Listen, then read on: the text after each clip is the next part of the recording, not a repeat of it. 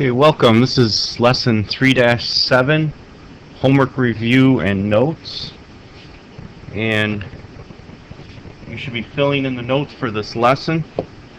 So percent change, which I believe we filled in class, was the amount of change of the original amount expressed as a percent.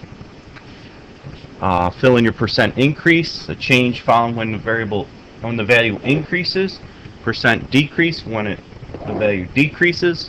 Greatest possible error is half that measuring unit, and percent error is the ratio of the greatest possible error to the measurement. Okay, so those should be filled in. Next, we're going to move to some homework questions and walk through in case you're not sure how to do this. So the word problems you're just going to set up as we said in class. You don't have to do them, but if you read the question, in 1985 the average price of gasoline was $1.20, so that's your original amount. In 2000 the price was $1.56, so that's the new amount. And we're going to use this formula right here, and these are absolute value signs right here. We're going to find the difference between the original and the new, so you have to do some subtraction, and divide by the original, and then multiply that answer times 100.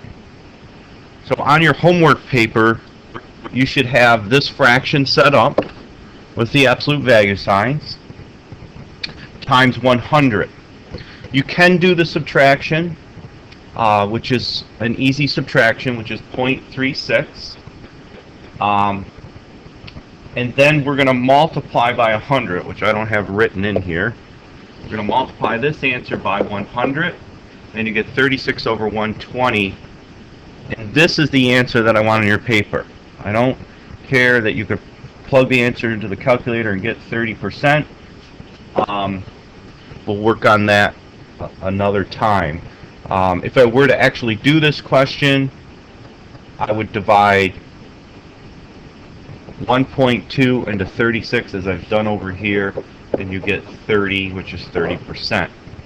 I'm more concerned that you know how to do percent change setup, not that you could use a calculator on this. So let's look at number 22. In Texas, we have original amount 27. That number increased to 30. 27 to 30. So we do the subtraction. And we're going to use this formula again. This formula needs to be memorized. Original minus new, the absolute value of it, divided by the original times 100. So if we do the math here, the difference between 30 and 27, or 27 minus 30, is 3. We're going to divide by 27 and multiply that answer by 100.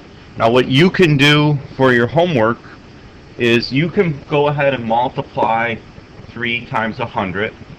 So we get 300 over 27, and this is the answer that I want. Again, I understand you can use a calculator and get this 11%, but I'd rather have 300 over 27, and actually let's mark this as a percent. If we were to do the division here, it would be a percent answer. Okay, moving on to the next one. Oh, and sorry, and that is, it also asks you to say whether it's an increase or decrease. That's an increase. So this is an increase.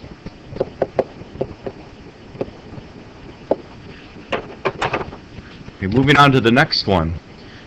In 1980, the average annual tuition charge for four-year public university was $840. Okay, once again, that's our original amount. The new amount is going to be, in 2000, was $3,356. Again, do the subtraction here, and it's the absolute value, so there's no negative signs involved. Divide by the original amount, and then multiply that answer by 100. Now I did some calculations here. I canceled the zeros here, and then multiplied by 100 to get, that's where I get 251, and then the 00 is from multiplying by 100. So over here you can see the subtraction, which you can do to get this number, Alright, then we canceled the zeros and then multiplied by 100 to get this. And again, this is a percent answer. This is a percent. If I were to do the calculations, it comes out to be approximately 299%.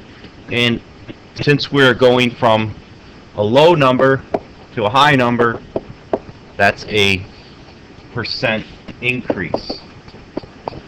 Again, if you're confused on what your answer should be here, I want to see this on your paper. That's a percent when it's divided out, and it's an increase. And I'm not concerned that you can use a calculator at this point. Moving along to the next question. Again, this is the same routine over and over again. You got to memorize the formula, the absolute value of the difference. Going to subtract and divide by the original and multiply by 100. So I'll let you finish that one as well as the next 2, 3. Now we're going to look at find the greatest possible error and the percent error for each measurement here. So on this one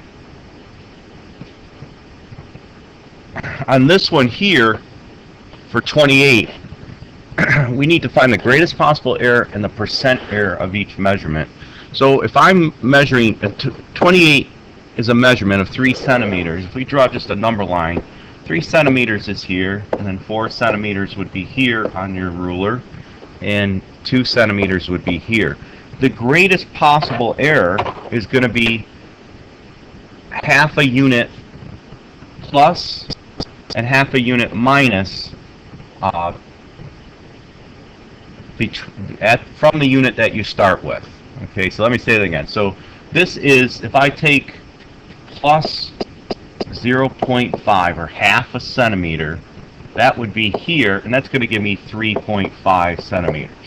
I do the same thing over here. I subtract 0.5 from 3. That's going to give me this unit here, or this spot here, which is 2.5 centimeters.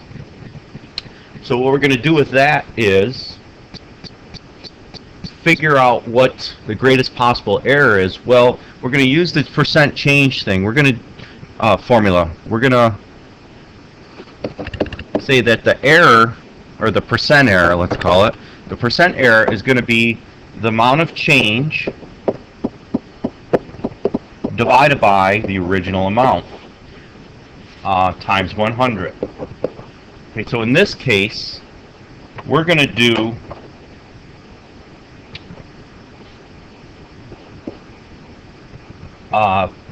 we're going to put what the percent change is. Well, the percent change is, I'm sorry, not the percent change. The change is 0.5. The original amount is 3. We're going to multiply that by 100. So that's going to and that's going to be a percent.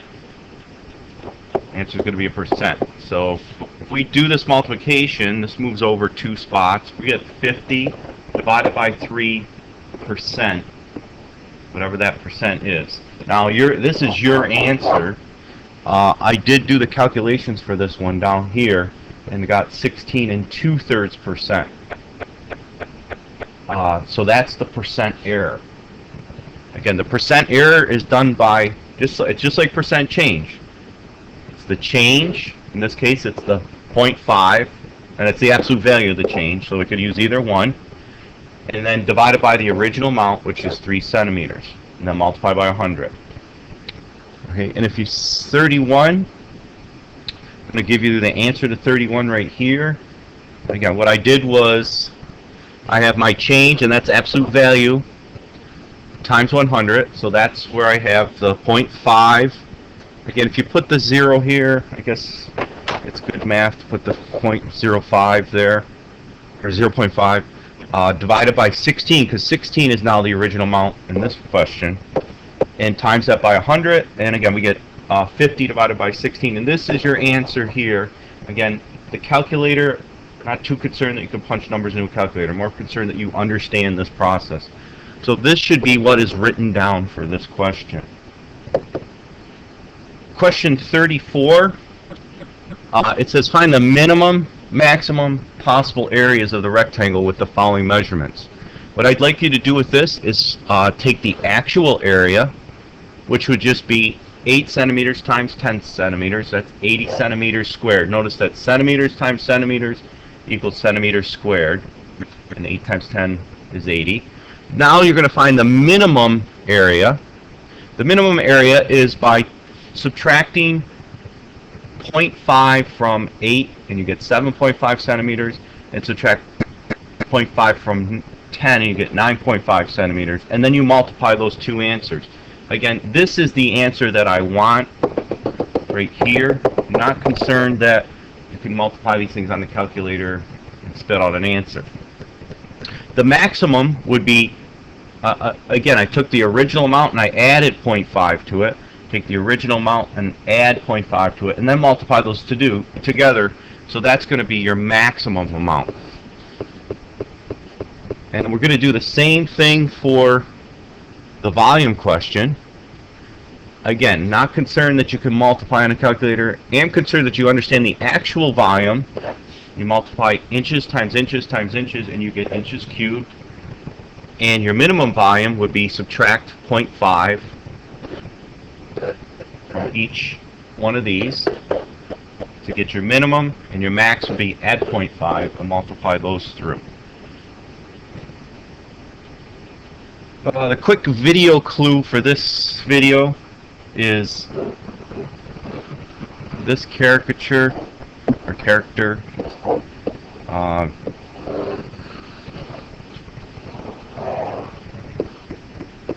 And the name of this character is Woody Woodpecker.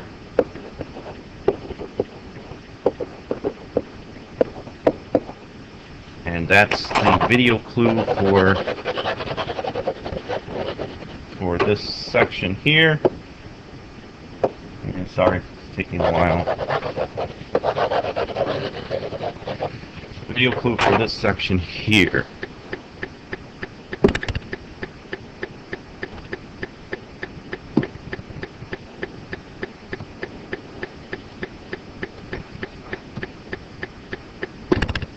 Have a nice night.